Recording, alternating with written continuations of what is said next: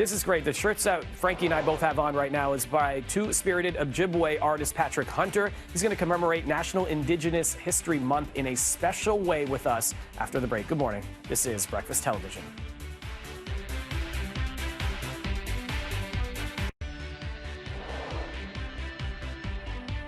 Good morning. Welcome back. You are looking at a gorgeous shot of Vancouver this morning as the sun rises. Good to see you all this Monday morning, friends. June is National Indigenous History Month. Ojibwe artist Patrick Hunter is marking this year's event with the launch of a first-time ever collection of artisan canoe paddles. Good morning, Patrick. So good to see you. How are you? Good morning. Nice to see you too. Okay, I also have to give you a shout out. People are writing in. They want this t-shirt, which you designed. We have news coming out, I think June 30th. Stay tuned, friends. Stay tuned.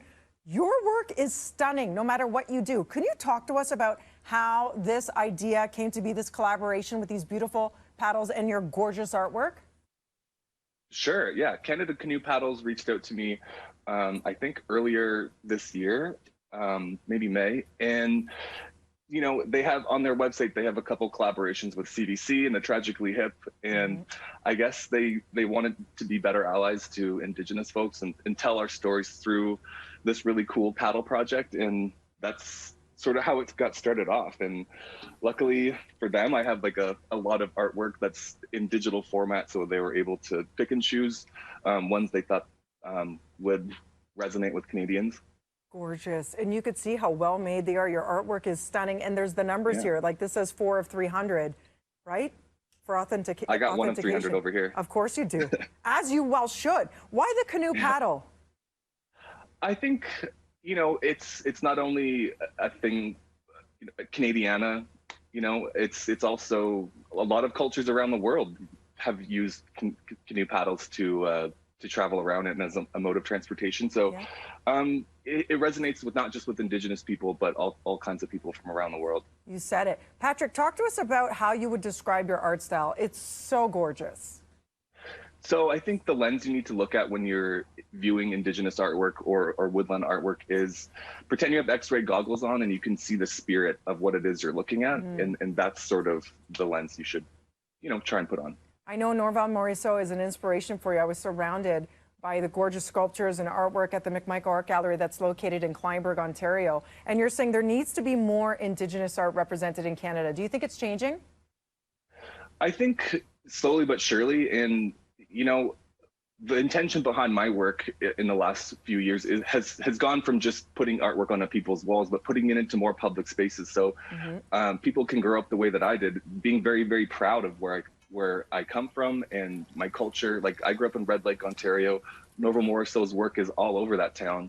And I just grew up not knowing that I shouldn't be proud. And I realized later on as I moved to Sault Ste. Marie and then Toronto that that's kind of an isolated experience. Not everyone grows up super proud of being Indigenous. And, you know, the goal of my business now is to kind of change that narrative and put it into more public spaces, put it on TV, put it on paddles, however I can get artwork out there. You're so young, you're so talented, and you always want to give back. So talk to us about some of the proceeds. Where will they go for people who are interested in purchasing one of these paddles?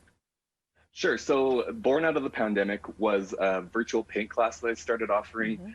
And I've wanted to do it for free, but you know, it's not always the case that can happen. I live in Toronto, it's expensive here. So some of the proceeds will go towards putting on more free classes for people that have been asking for them. So that's kind of where the extra funds are going to go.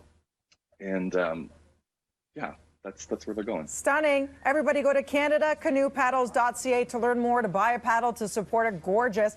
I got to talk to you really quickly. You teamed up with the NHL and the Chicago Blackhawks to help them with the land acknowledgement. Why was that something that was so important for you to do?